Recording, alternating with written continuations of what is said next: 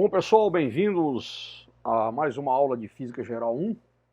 Uma boa noite, uma boa tarde, um bom dia para vocês. Eu sou o professor Adriano Ferrarez e nessa aula de hoje nós vamos resolver alguns exercícios relacionados com análise dimensional e estimativas, tá bom? Começar nossa aula aqui com o pensamento do momento, do grande Raul Seixas. Levante sua mão sedenta e recomece a andar. Não pense que a cabeça aguenta se você parar, Raul Seixas naquela música, Tente Outra Vez, certo? Muito bem, vamos lá então, vamos fazer aqui os exercícios da lista, a lista de análise dimensional e estimativa, tá bom? E aí, olha só, o primeiro exercício ele diz o seguinte: é correto afirmar que representam unidades de medida da mesma grandeza. Quais são as unidades que representam unidades de medida da mesma grandeza?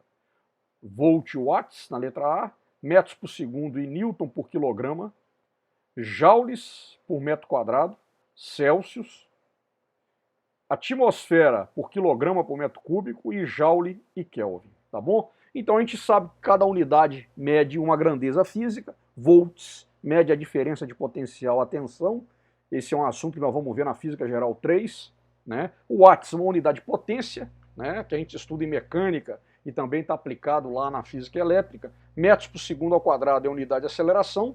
Newton por quilograma. Opa, então, Newton dividido por quilograma vai dar o quê? Então nós vamos ter que fazer uma análise dimensional. Joule por metro quadrado seria a força por área. Celsius é uma unidade de temperatura. Atmosfera é uma unidade de pressão.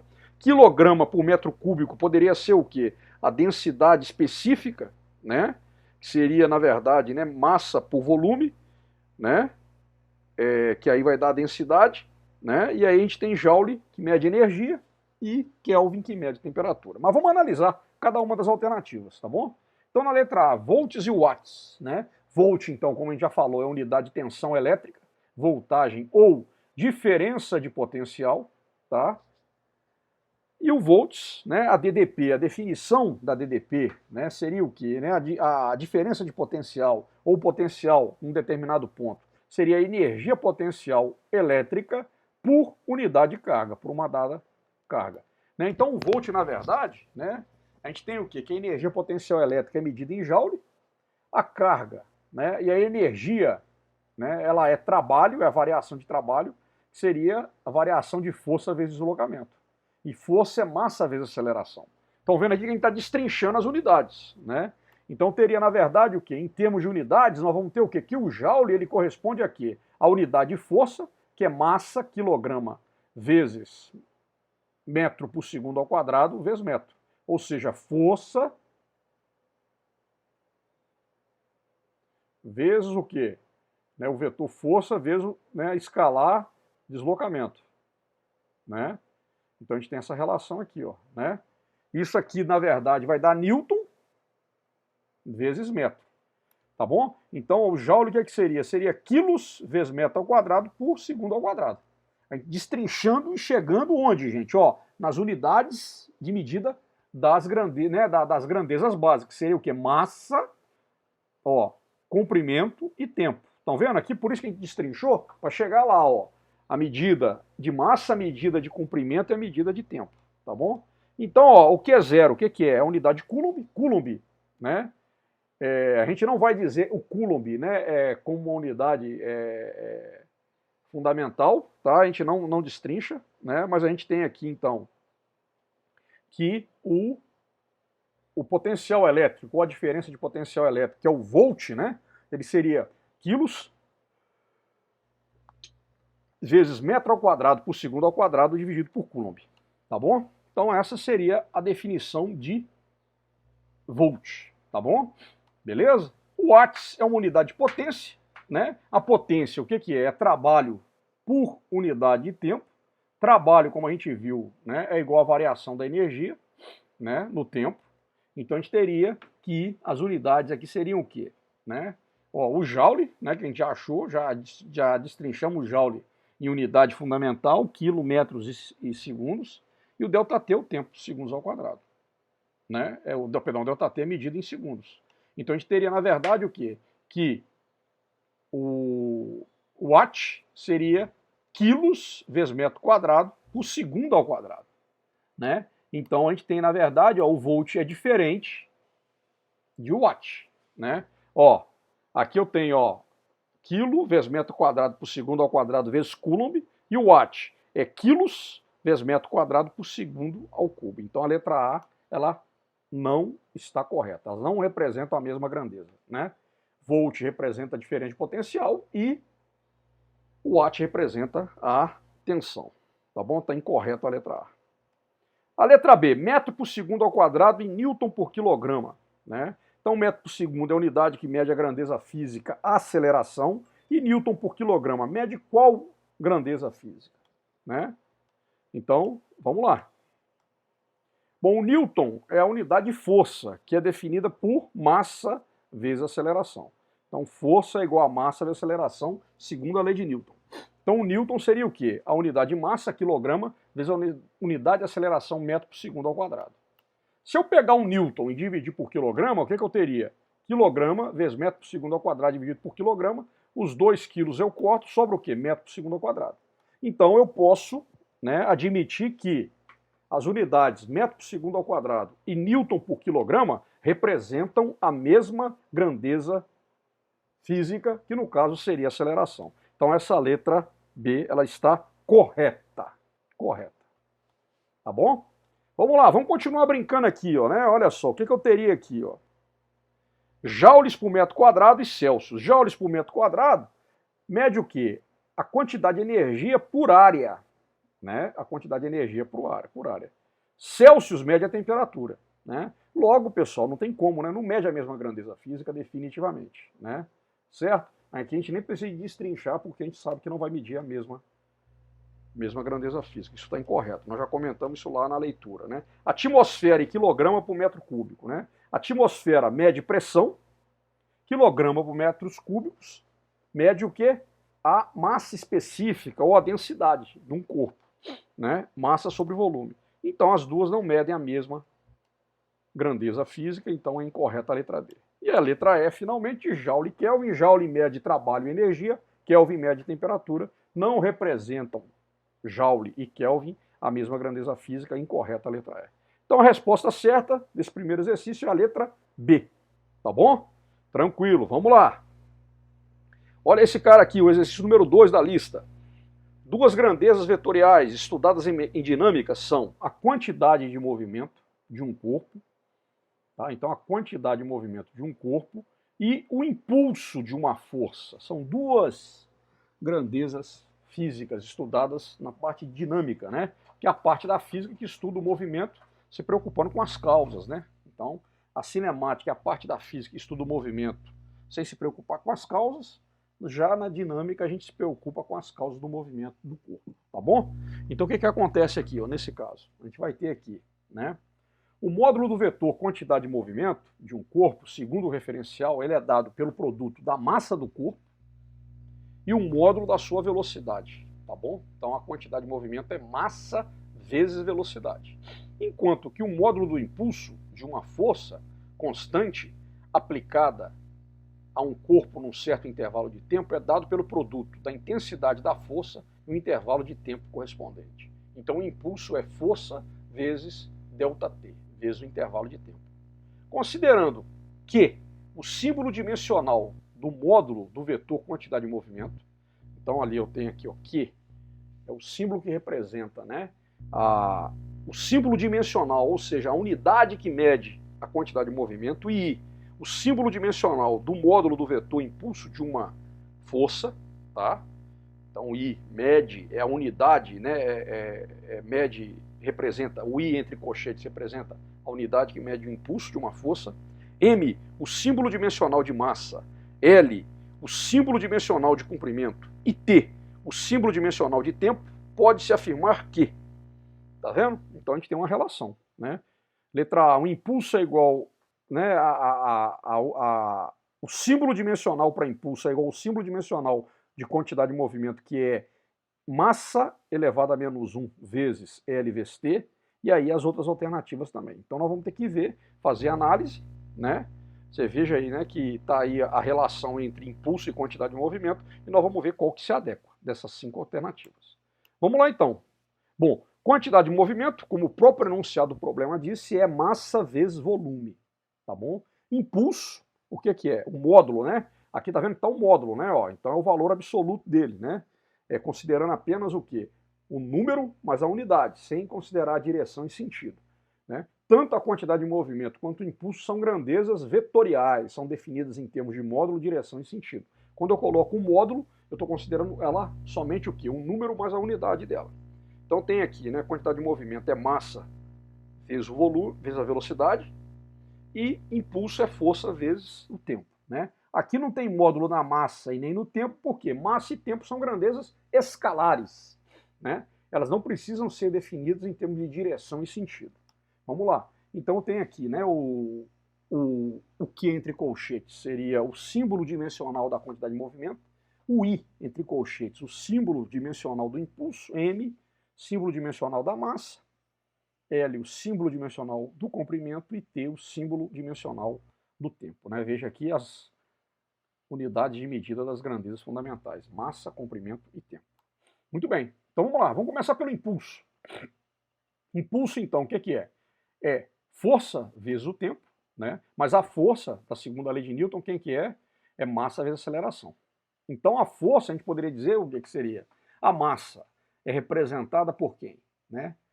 Pelo símbolo dimensional de massa vezes metro por segundo ao quadrado. Então seria o símbolo dimensional de comprimento dividido pelo símbolo dimensional de tempo ao quadrado.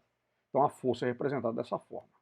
Então eu poderia dizer aqui, né, que substituindo esses valores aí, né, em termos de grandeza, de unidades, de símbolos dimensionais, eu teria ml sobre t ao quadrado vezes t, corto o tempo com o tempo, sobra o quê? Tenho que o impulso é medido como sendo o quê? O impulso, ó, ele é medido como sendo m vezes L sobre t, que é m vezes L vezes t elevado a menos 1. Né? O t passando para cima vai ser t elevado a menos 1. Tá? Beleza. Quantidade de movimento, olha lá, ela o que é? É massa vezes velocidade. Então também vai ser m vezes L vezes t elevado a menos 1. De forma que a resposta correta vai ser a letra C. O impulso é igual à quantidade de movimento, ou seja, o símbolo dimensional de impulso é igual ao símbolo dimensional de quantidade de movimento, que é igual a ml vezes t elevado a menos 1. Resposta letra C. Beleza, pessoal? Tranquilo? Vamos embora, vamos seguir adiante aqui. Ó. Esse aqui é bastante interessante. Olha só. O período de um pêndulo físico é dado por T igual a 2π raiz quadrada de I sobre mgd, onde G é a aceleração da gravidade, m é a massa do pêndulo, d é a distância entre o ponto de suspensão do pêndulo e o centro de massa, e I é o chamado momento de inércia do pêndulo, tá bom? Esse pêndulo o que é? Vamos supor, é um corpo, né? Imagina aí, né? É um pêndulo, é um corpo amarrado numa linha, né? Aí que seria um barbante, e ele vai ficar pendulando, né? Como se fosse aquele pêndulo do relógio, né? Certo? Né? Aquele pêndulo lá do relógio de corda, né? Aquele relógio cuco, né? Que fica oscilando para lá e para cá. Tá vendo? Então você tem aqui, na verdade, o que, né? Ó, isso aqui é o chamado momento de inércia, tá? Que é justamente, né, relacionado com o movimento de rotação desse cara, né? A gente tem então aqui a massa, a gravidade e D, que seria, né, a distância entre o ponto de suspensão do pêndulo e o centro de massa, né? Ali, né, onde ele está suspenso até o centro de massa do pêndulo, tá bom? E aí o que ele pergunta para a gente? É correto afirmar que a unidade de I, a unidade que mede o momento de inércia, é igual a quanto no Sistema Internacional de Unidades, tá bom? Então nós vamos, obviamente, pegar essa definição, tá, de período do pêndulo físico e vamos encontrar aqui, ó, isolar o I, tá bom? Então, probleminha, né, mais que a gente vai ter que fazer o desenvolvimento dessa definição aqui. Vamos lá então, olha lá, ó. Aqui a gente representa aqui o pêndulo, tá vendo? Né? A equação que o define. Aqui está representado esquematicamente aqui a distância D, a massa M, tá bom? Né? A gravidade ela é medida em metro por segundo ao quadrado, a massa em quilograma, D, a distância entre o ponto de suspensão do pêndulo e o seu centro de massa, né? Ali, né? E o I é o momento de inércia do pêndulo, tá? Vamos lá, vamos operar. Qual que é a unidade, então, que mede o momento de inércia no sistema internacional? Vamos lá. Ó. Então, o que eu vou fazer aqui primeiro? Olha só. Ó. Substituindo-se as unidades na equação que define o período, nós vamos ter o quê? Né? Então, aqui nós vamos trabalhar. Ó. Eu tenho o quê? Que o período é medido em segundos, então no lugar de t eu coloquei segundos, é igual a raiz quadrada de quê? Raiz quadrada, tá vendo? Elevada a meio do momento de inércia, é isso aqui que eu quero isolar e encontrar, dividido por quem? Por quilograma vezes metro por segundo ao quadrado, isso aqui seria o quê? A gravidade, tá? Então massa vezes gravidade, vezes quem? Vezes d, que é quem? Que é a distância lá do pêndulo. Então, aqui, ó, de onde que eu tirei esse cara? Foi daqui, ó. Período é igual a raiz quadrada no momento de inércia dividido por massa vezes gravidade vezes quem? Vezes d. Certo? Daqui que veio aqui cada uma dessas unidades. Tá? De medida. Muito bem, aqui, né? Aqui eu coloquei aqui a nossa boa e velha equação. Massa, vamos lá. Elevando-se ambos os lados, tá?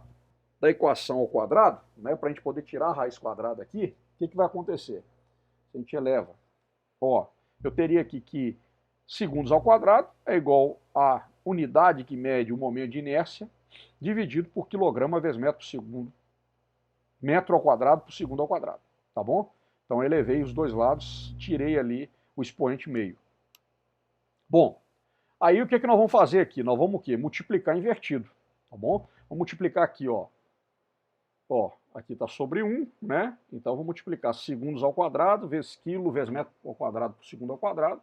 Isso vai ser igual a unidade de momento de inércia. Então tem aqui, né? Corto segundo ao quadrado com segundo ao quadrado. Sobra o que aqui? Que a unidade de momento de inércia vai ser quem? Vai ser quilograma vezes metro ao quadrado. Tá? Então, a unidade que mede o momento de inércia é quilograma vezes metro ao quadrado. Resposta letra E.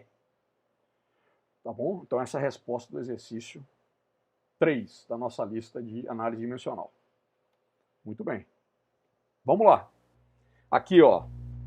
Esse aqui é interessante, né? Olha lá. Os valores de x, y e n para que a equação força vezes massa seja igual a volume vezes energia. Então vamos lá, ó, né?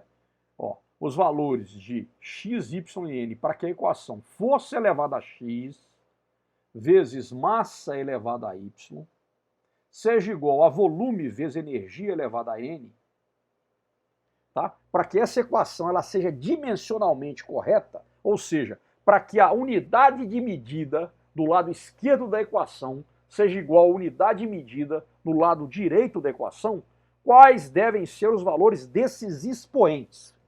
Quanto que deve valer x, quanto que deve valer y e quanto que deve valer n? Tá claro? Beleza? Tá?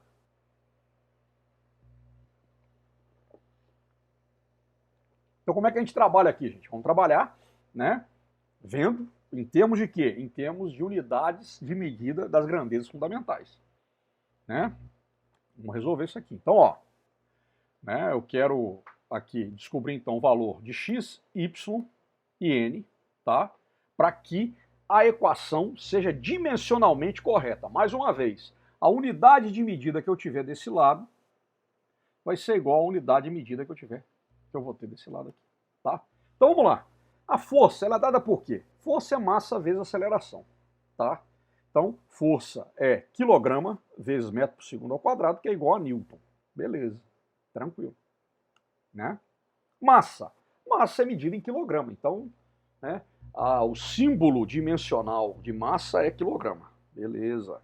O volume, ele é medido em metros cúbicos, então o símbolo dimensional de volume é metros elevado ao cubo. Energia é medida em joule, né? E a energia, vem de onde lá? Vem de trabalho. Trabalho é força vezes deslocamento. Então a energia medida em joule é newton vezes metro. Tá bom? Beleza. Então o que a gente vai ter aqui? Olha lá, na verdade, no lugar de força, eu vou ter o quê? Dimensionalmente falando, newton elevado a x vezes quilograma elevado a y, que é igual a metros elevado ao cubo, que é a unidade de volume, vezes newton vezes metro elevado a e. certo? Então, olha lá, substituindo no lugar de N, se eu colocar quilos vezes metro por segundo ao quadrado, o que eu vou encontrar? Tá vendo? Ó, no lugar de N, aqui, ó, o que eu vou colocar? Ó? Eu vou colocar isso daqui, aqui, ó, nesse lugar, ó, aqui. Então eu vou reescrever, tá? Ó, naqueles dois lugares onde tem N. Então vamos lá. O que eu vou ter, na verdade? Eu vou ter quilo elevado a x, vezes metro elevado a x, por segundo elevado a 2x, tá vendo? Né? Metro por segundo ao quadrado vai ficar segundo elevado a 2x é igual a quilo elevado a y, que é igual a metros cúbicos, quilos elevado a n, metros elevado a n, por segundos elevado a 2n, vezes metro elevado a n. Tá? Estão entendendo aqui, ó? No lugar de Newton eu coloquei quilo vezes metro por segundo ao quadrado. Tá bom? Então ficou Newton vezes metro por segundo ao quadrado elevado a x. Daí que eu encontro quilograma elevado a x, metro elevado a x, segundos elevado a 2x, que era segundo ao quadrado elevado a x, dá segundos elevado a 2x. Tá bom? E a gente vai ter então essa relação aí. Bom, pessoal, então aqui, ó, né, a gente tem que, juntando, né, a gente tem que os expoentes aqui de quilograma vão ser x mais 1 do lado esquerdo da equação e n do lado direito da equação. De forma que x mais 1 é igual a n. Isso aqui seria a equação 1, para a gente poder encontrar os valores, né, desses expoentes x, y e n. Bom, aqui, quando a gente pega então aqui os expoentes relacionados, né, à grandeza física, comprimento, né, a gente tem o que, né, que vai estar relacionada com a unidade de medida metros. Eu tenho que do lado esquerdo eu tenho x, né, metros elevado a x, do lado direito eu tenho metros elevado a 3 mais 2n. Então o que vai acontecer aqui? Ó? X é igual a 3 mais 2n, essa seria a equação 2. E, finalmente, né, os expoentes relacionados aos segundos, eu vou ter do lado esquerdo da equação 2x e do lado direito 2n. Né? Essa seria a equação 3.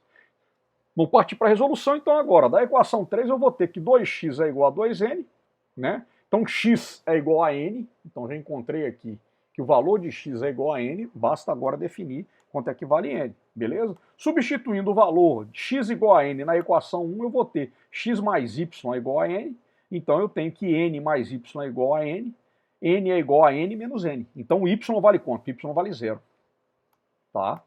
Certo, y vale 0. Substituindo agora a equação 4 na equação 2, o que eu vou ter? N é igual a 3 mais 2n. Então teria que 2n menos n é igual a menos 3, né? Passando aqui, né, na verdade, aqui, ó, né, o menos 3 para um lado, né? Opa, o menos 3 para um lado e o 3 para o outro lado, né? Aqui, ó. Eu vou fazer aqui, ó, isso aqui para cá, esse cara para cá, né? Eu vou fazer a inversão. Então teria que n é igual a menos 3, certo? Se n é igual a menos 3, né? X é igual a n, então tem x é igual a menos 3, y é igual a 0 e n é igual a menos 3. Esses são os valores que devem ter os expoentes x, y e n. Para quê? Para que a gente tenha a coerência dimensional entre o lado esquerdo e o lado direito daquela equação que a gente viu lá no princípio. Resposta é a letra B. Tá bom? Beleza? Essa é a resposta letra B do exercício número 4. Muito bem. Vamos lá. Vamos ver aqui o exercício número 11, pessoal, da lista. Tá? Nessa lista nossa aqui de análise dimensional. Vamos lá então. Ó, esse aqui é bastante interessante. No Brasil, usamos como unidade de volume de água o milímetro de chuva. Né? Então a gente fala assim, choveu tantos milímetros em Itaperuna, em Natividade, Porciúncula, e aí vai. Né? Bom Jesus. O que é um milímetro de chuva? Ele é o volume de água suficiente para cobrir uma área de 1 metro até uma profundidade de 1 milímetro.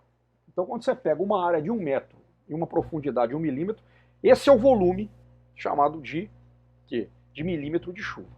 Entenderam? Né? Então, isso é um milímetro de chuva. Tá? Então, o que acontece aqui? Uma forte tempestade ela despejou 50 milímetros de chuva em 30 minutos sobre uma cidade que tem uma área de 25 quilômetros quadrados. Aí ele pergunta para nós na letra A, qual foi o volume de água em milímetros de chuva que caiu sobre essa cidade? E qual foi a massa de água que caiu sobre essa cidade? A densidade da água é igual a 1 vezes 10 ao cubo quilos por metro cúbico. Né? Densidade da água é massa por volume. Tá? Então a gente tem aqui, ó, né, que 1 metro cúbico de água tem 1000 quilos. Tá bom? Então esse é o problema. Né? É um problema aqui de estimativa, né, que a gente vai trabalhar agora, né, nesse exercício número 11. Vamos lá então, pessoal. Olha só. Né? Dados. Né? 1 milímetro de chuva é igual ao volume que cobre 1 metro quadrado até 1 milímetro de profundidade. Tá? Bom, na cidade choveram 50 milímetros de chuva, né? Foi o volume de chuva que caiu, 50 milímetros de chuva, durante 30 minutos. Né? Durante 30 minutos. Tá? E aí a área da cidade é de 25 km por hora. Então vamos lá. Bom, 1 metro quadrado, né? Em 1 metro quadrado caiu um volume de 50 milímetros de chuva. Qual que é o volume de chuva que caiu na área de 25 km quadrados? Isso que a letra A está perguntando para a gente. Então tem aqui, ó, que 1 km quadrado é igual a 1000 metros por 1 metro, 1000 metros, é 1000 metros por 1000 metros, tá? Então tem aqui 1 km quadrado, né? Vai ser igual a quanto? Vai ser igual a 1000 metros vezes 1000 metros, que vai dar 10 a sexta metros quadrados. Ou seja, 1 milhão de metros quadrados. Tá bom? Beleza. A área da cidade, sendo de 25 km quadrados, isso aí corresponde a 25 milhões de metros quadrados. Beleza? Muito bem. Então, para uma regra de 3 simples, eu tenho o quê? Que se choveu 50 milímetros em 1 metro quadrado, vai ter caído 20, né, X em 25 milhões de metros quadrados. Tá? Fazendo essa conta aqui, o que a gente vai encontrar? Né? A gente teria aqui, né, que o volume de chuva em milímetros de chuva que caiu na cidade vai ser 50 vezes 25 vezes 10 a sexta milímetros de chuva. Então a gente tem o quê? Que a quantidade, o volume de água que caiu na cidade inteira, tá, foi de 1,25 vezes 10 a nona milímetros de chuva. Tá? Então esse seria o volume, né, total. Beleza? Muito bem. Na letra B, ele quer saber o quê? Qual foi a massa de água que caiu sobre a cidade. Né? Então a gente tem que a densidade da água é 1000 quilos por metro cúbico. Né? E aqui a definição de densidade. A densidade é massa por volume. Então olha só, 1 milímetro de chuva é igual ao volume que cai numa área de 1 metro quadrado, penetrando 1 milímetro de profundidade. 1 milímetro é 10 elevado a menos 3 metros. Tá bom? Então, o que vai acontecer? Né? O volume de 1 milímetro de chuva, quanto que vale em metros cúbicos? Né? 1 milímetro de chuva, quanto que vale em metros cúbicos? Tá? Então eu tenho que 1 milímetro de chuva é 1 metro quadrado de área por 10 elevado a menos 3 metros, ou seja, 1 milímetro de profundidade. Então tenho área por profundidade, eu vou encontrar quem? O volume. Isso dá quanto? Isso vai me dar 10 elevado a menos 3 metros cúbicos. 10 elevado a menos 3 metros cúbicos, que é o quê? A milésima parte de 1 metro cúbico, 1 metro cúbico tem 1000 litros. Então eu posso dizer que 1 milímetro de chuva é igual a 1 litro. Então nessa cidade, o que acontece nessa cidade? Né? A gente que choveu 25 milímetros de chuva, foram 25 litros de água por metro quadrado na cidade. Tá? Mas vamos continuando. Então o que acontece aqui, né? Na verdade, nós calculamos na letra A o quê? O volume em milímetros de chuva que caiu na cidade, que deu 1,25 vezes 10 a nona milímetros de chuva, mas no lugar de milímetros de chuva, colocando 10 elevado a menos 3 metros cúbicos, o que a gente encontra? Hein? A gente encontra que caiu sobre a cidade 1,25 milhão de metros cúbicos. Esse foi o volume de água em metros cúbicos que caíram na cidade. Ou 1,25 bilhão de litros. 10 elevado a nona, que é bilhão. Né? Certo? Muita água, né, galera? Muita água em 30 minutos, né? Então, da definição de densidade, temos o quê? Que a massa, ela é densidade vezes volume. Então, vai ser a densidade da água, 10 elevado ao cubo quilos por metro cúbico, vezes 1,25 vezes 10 a sexta metros cúbicos, que é o volume. A massa de água é igual a quanto? É igual a 1,25 vezes 10 a nona quilos. Né? Ou seja, seria 1,25 bilhão de quilos, ou 1,25 milhão de toneladas de água. É a massa que caiu na cidade. É muita coisa, né, gente? É muita coisa. Uma chuva torrencial, né? Uma chuva torrencial. Tá bom? Beleza? Tá? Então esse aqui é o exercício, aqui é um exercício de estimativa, né? Isso mostra justamente o quê? A grande necessidade que existe, né, de você ter a permeabilidade nas cidades. Você imagina para onde vai toda essa água aí? Né? Provavelmente inundou aí, né, elevou enormemente o nível dos cursos d'água nessa cidade, né, e levou a ter grandes impactos. Né? A gente vive aí esses problemas muito grandes aqui na região. Itaperuna, por exemplo, é uma cidade que é muito atingida por isso, né? E você tem um acúmulo, né? As cidades impermeabilizadas, muito asfalto, muito cimento, pouca área de drenagem, e aí você tem esses problemas que causam grandes transtornos aí, né? É um problema objetivo e que a gente sabe que a solução dele, né, não interessa a quem, ao status quo, né, ou às classes aí políticas dominantes, né? Porque assim como no Nordeste existe a política da seca, na nossa região existe a política da enchente, né? Toda enchente implica em quê? Em você não precisar de fazer licitações, em estado de emergências, e aí tem gente que ganha com isso, né? E sempre quem ganha com isso, né, definitivamente não faz parte das classes trabalhadoras, não faz parte das classes populares. E é isso, entra ano, sai ano, a gente vai observando esse tipo de situação. Mas muito bem, física também é cultura. Bom, seguindo adiante aqui, vamos resolver o exercício número 13 da lista, tá? Aqui esse exercício ele diz o seguinte, olha lá. O consumo de gasolina na Europa é medido em litros por 100 quilômetros. Por exemplo, um pequeno Opel da GM, né, um carro Opel, ele vai usar 7 litros para percorrer uma distância de 100 quilômetros. É interessante, lá se mede consumo por quilometragem e não quilometragem por consumo. Aqui a gente fala, o carro está dando 10 km por litro. Lá não, lá são, por exemplo, dá 7 litros por 100 km, é a medida, né?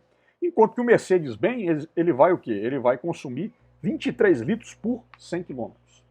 Ele pede para se converter essas medidas em quilômetro por litro, que é a que a gente usa aqui no Brasil. Tá claro? Então me deu aqui o Opel. Ele consome 7 litros por 100 km. A Mercedes, ela consome 23 litros por 100 km. Está pedindo para a gente fazer essa conversão, né, dessas medidas de quilômetro por litro para quilômetro por litro, né, que é justamente o que a gente usa aqui no Brasil. Então vamos lá. Consumo de gasolina na Europa, né, medido então dessa forma, esses são os dados. Qual que é o consumo em quilômetro por litro, a unidade medida. Então o Opel, o GM Opel, né, consome 7 litros por 100 quilômetros, a Mercedes 23 litros por 100 quilômetros, né, mais de 3 vezes. Muito bem, tá? Então tá aqui o Opel e a Mercedes. Beleza. Vamos lá. Para o Opel, né, uma regra de 3 simples, o que a gente tem? 7 litros para 100 quilômetros. Então 1 litro o cara vai percorrer X. Né? Então, na verdade, né, 7 vezes X é igual a 100. X, que é o consumo, né, em quilômetros por litro, vai me dar 14,28 quilômetros por litro. Beleza? Tranquilo? Certo? Muito bem. O Mercedes, usando a regra de 3 simples, eu tenho 23 litros para 100 quilômetros. 1 litro ele vai percorrer X. 23 vezes X é igual a 100. O consumo desse cara em quilômetros por litro vai ser 4,35 quilômetros por litro. Tá bom? Beleza, tá certo? Então essa seria o consumo em quilômetros por litro, né? Bebe pra caramba a Mercedes, né? O Opel é bem econômico, 14,35, muito bom. Beleza, vamos lá. O número 15 da lista de análise dimensional estimativa. Vamos lá, meu povo, né? Segundo a Google, né, que é a gigante aí das empresas de informática, né, de TI, né? O que acontece? Eu tenho que cada procura feita no site da Google gera cerca de 0,2 gramas de dióxido de carbono, que é um gás que contribui para o efeito estufa. Estime a quantidade total de CO2 gerada no mundo em um dia por procuras no Google. Então, vamos fazer uma estimativa. Para comparação, a produção total de CO2 devido à produção de energia dos Estados Unidos em 1989 era de cerca de 6 vezes 10 a 12 gramas de CO2 por dia, né?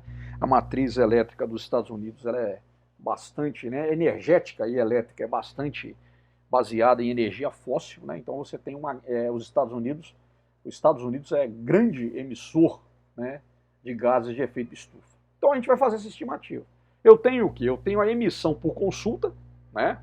Isso é interessante de observar o quê? Que os data centers, onde estão lá as bases, né, de dados do Google, eles estão sediados lá nos Estados Unidos, né? E aí ele está lá. E toda vez que a gente faz uma busca, vai se acionar, no caso, uma busca lá e um consumo de energia lá. Então você tem, na verdade, essa estimativa, né? Então uma busca no Google, 0,2 gramas de CO2, tá? Vamos lá trabalhar então, olha lá. Dados de 2017 obtidos no endereço aqui, ó, tá aqui, ó, inteligência.rockcontent.com, estatística de SEO, davam conta, então nós fomos para estimar, davam conta de uma média de 40 mil consultas de pesquisa no Google a cada segundo, tá? Então, ó, dados de 2017, tá? Beleza? Então nós estamos estimando. Se a gente considerar uma taxa de crescimento da população mundial de 1,05% ao ano, em 2020, né, então pegando dados aqui de 2020, do ano passado, a gente tem aproximadamente o quê? Que essas consultas de 40 mil, elas subiram para 41.700. Olha que coisa interessante, né? Além de estimar a emissão de gases de efeito estufa, nós estamos estimando também o quê? O aumento das consultas. Beleza? Bom, então em um dia você tem 86.400 segundos, né? Um dia tem 24 horas, cada hora tem 3.600 segundos, então um dia você tem 86.400 segundos. Bom, se você tem 41.700 consultas por dia, né? Beleza? Perdão, por segundo, né? Então, na verdade, o que você vai ter aqui? Aqui não é dia não, tá, gente? Aqui é segundos, ó, tá? Você tem o que, na verdade, aqui, ó? Você vai ter por dia, você vai ter 3.603.454 3.603.454.183 consultas diárias. Fazendo essa conta aqui, né? Uma regra de 3. Tá bom? Beleza? Tranquilo? Aqui são consultas por dia. Beleza. Então, olha só, se uma consulta gera 0,2 gramas de CO2, dióxido de carbono, 3.603.454.183 vai gerar X. Esse X vai dar quanto? Vai dar 7,20 vezes 10 a oitava gramas de CO2. Ou 720 toneladas de CO2 por dia. 720, né? Ó, uma tonelada tem 1.000 quilos, que é igual a 1 milhão de gramas, tá certo? 1 milhão de gramas. Então você tem esse valor aqui, ó, tá? Essa é a quantidade de gases de CO2, dióxido de carbono, né? Seriam toneladas equivalentes emitidas por dia, né? Com as consultas no site da Google. Uma outra estimativa seria o quê? A população mundial é 7,78 bilhões de pessoas, né? Aqui, um dado aqui de 2019 diz que 51% da população mundial tinha acesso à internet. Então, você teria o quê? Que 3,97 bilhão de pessoas têm acesso à internet, né? Se cada pessoa faz uma consulta no Google por dia, uma média, tá? É óbvio que tem gente que faz mais. Você teria, então, 3.970.000.000 de consultas diárias. E aí você faz a regra de 3, você vai chegar a quanto? 794 toneladas de CO2 por dia, né? Na outra estimativa nós achamos 720, né? Então uma estimativa aí com uma diferença de mais ou menos uns 10% entre uma e outra, tá? Mas só para mostrar o que representa as estimativas. Tá bom, pessoal? Beleza? É isso que a gente tinha para vocês aqui, que a gente tinha para vocês, apresentar para vocês hoje, tá bom? Vamos estudar, vamos assistir essa videoaula, tá? Que está, na verdade, aqui, né, repondo aí a nossa aula do dia 2 de novembro, né, em que foi feriado, tá? Beleza? Então tá bom, pessoal. Até a próxima aula. Um abraço. Tudo de bom para vocês.